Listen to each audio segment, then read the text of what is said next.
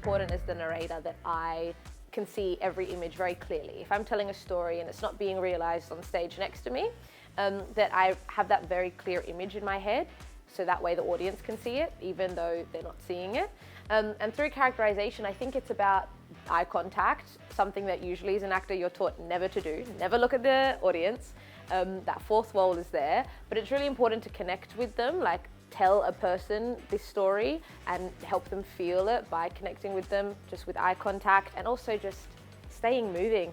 It's fun because I get to run around the whole stage essentially. There are no rules as the narrator. I get to do whatever I want because it's my story. I saw Mercy as almost like a trickster character.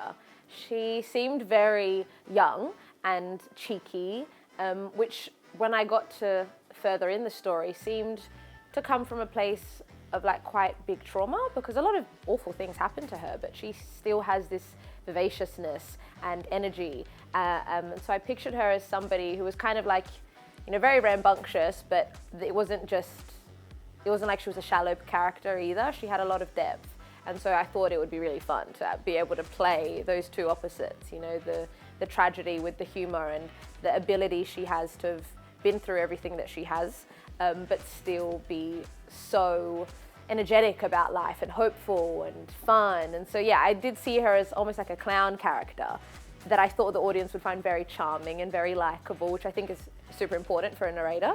But I read it and I was like, oh, I can do this. This will be fun. I would just get to be able to have so much fun.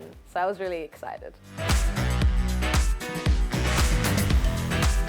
Yeah, there are a few. Without giving too much away, there are moments where kind of everything Mercy's ever known about her world and life and what home is changed rapidly with the introduction of this character, Jack Maggs, this strange man with fingers missing and a twitching in his cheek, and she's so curious. She is so avid with her questions. She doesn't care. She will ask 1,000 questions a minute.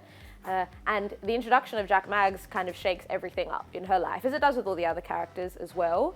But meeting him and learning about him when she gets answers to some of those questions, I think she finally finds a kindred spirit in him, which up until this point, she's just been on her own. That's how she's felt, at least. So I think forming a relationship with him also changes a lot about her relationship with Mr. Buckle, who up until this point has been a saviour figure for her. So it definitely shifts and challenges a lot of the views that she has about her life and leads to a whole lot of fun changes and I guess big emotional moments as well that are really beautiful to be playing on stage.